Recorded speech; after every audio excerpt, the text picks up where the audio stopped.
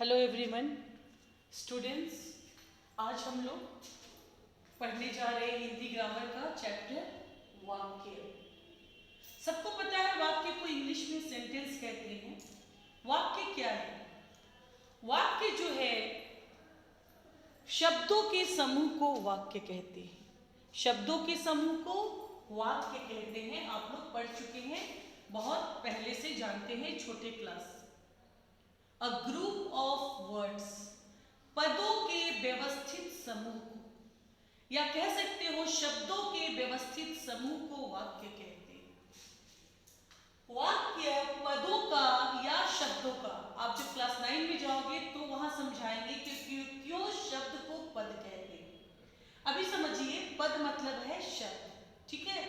वाक्य पदों का या शब्दों का वह व्यवस्थित समूह है जिसमें पूर्ण अर्थ देने की क्षमता हो।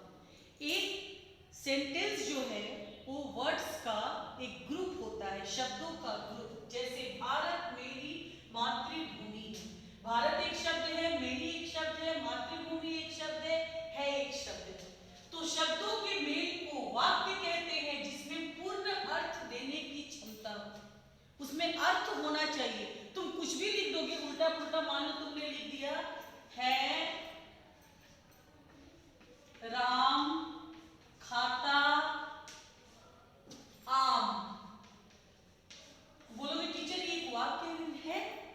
तो ये वाक्य नहीं है, ये भी शब्दों का समूह है, लेकिन चूंकि इसका कोई अर्थ नहीं निकलता, ये उल्टा पुल्टा है, इसीलिए इसे वाक्य नहीं कहते। वाक्य शब्दों के व्यवस्थित समूह को, सिस्टमैटिक जो उसका समूह है, ग्रुप है, उसको कहते हैं। तो ये है वाक्य।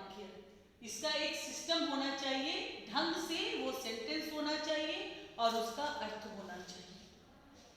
अब आइए वाक्य के अंग। वाक्य के दो अंग हैं, उद्देश्य और विधेय। उद्देश्य ये वाक्य के अंग हैं, भेद नहीं है। उद्देश्य जिसके विषय में कुछ कहा जाता है उसे उद्देश्य कहते हैं। जिसके विषय में कुछ कहा जाता है उसे उद्देश्य कहते हैं।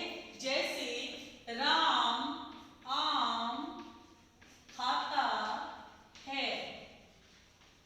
यहां किसके विषय में कहा जा रहा है? राम के विषय में, कि वो आम खा रहा है, तो यहां राम हो गया उद्देश्य। तो उद्देश्य किसे कहते हैं? वाक्य में जिसके बारे में कुछ कहा जाए। शिक्षिका पढ़ा रही है, यहां किसके विषय में कही जा रही है? शिक्षक शिक्षिका के विषय में, इसीलिए शिक्षिका वहां पे हो जाएगा उद्देश्य। तो वाक्य में जिसके बारे में कुछ कहा जाए उसे उद्देश्य कहते हैं। जैसे राम आम खाता है में राम उद्देश्य है। और विधेय उद्देश्य के बारे में जो कुछ कहा जाए उसे विधेय कहते हैं।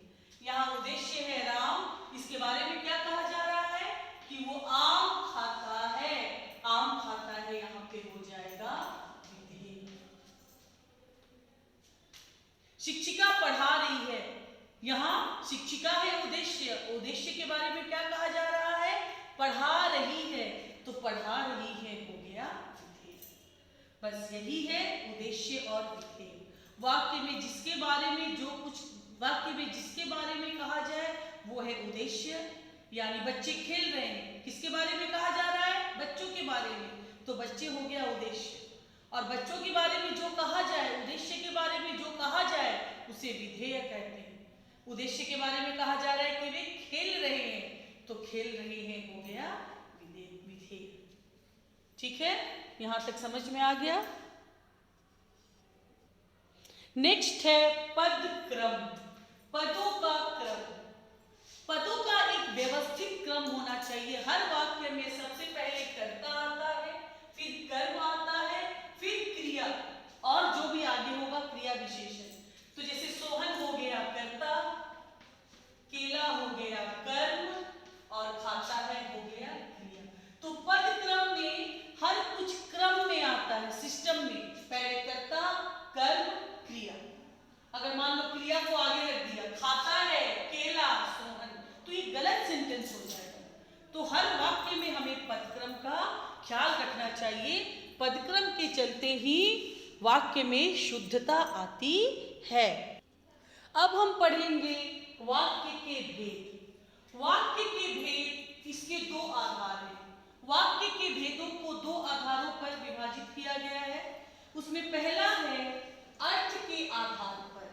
अर्थ के आधार पर वाक्य के 8 भेद हैं। वाक्य के 8 भेद हैं। आप लोग बुक में देख लीजिए, हम लोग बुक में देखेंगे, बुक में पढ़ेंगे। बुक में देखिए, अर्थ के आधार पर पहला है विधानवाचक वाक्य। विधानवाचक वाक्य मतलब एक सिंपल सेंटेंस, जिन वाक्यों में किसी काम के करने का सामान्य बोध होता है। सिंपल, जैसे वंदना ने राखी बांधी, तो विधानवाचक एक सिंपल सेंटेंस को कहते हैं।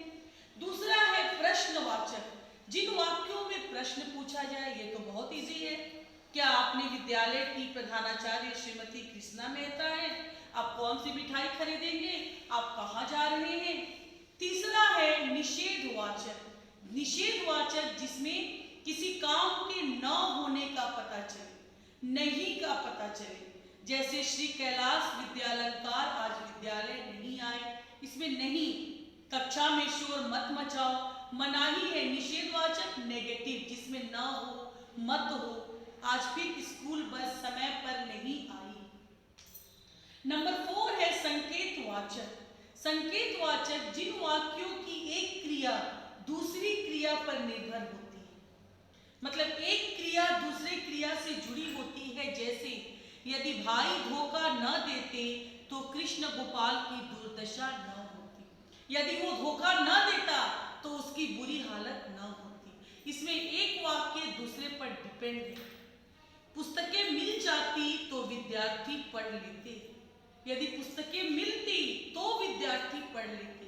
संकेतवाचक यानी एक दूसरे पर डिपेंड। एक दो वाक्य होते हैं, पहले वाक्य की क्रिया दूसरे वाक्य की क्रिया पर डिपेंड होती है, या दूसरे वाक्य की दोनों में संबंध होते हैं।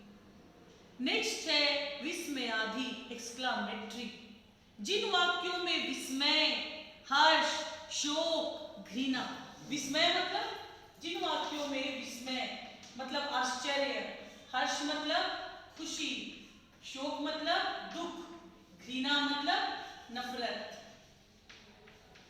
विस्मय मतलब अरे आप कब आए, अरे आप कब आए, आश्चर्य। हर्ष मतलब वाह मजा आ गया, वाह मजा आ गया, खुशी। दुख मतलब हाय यह क्या हुआ।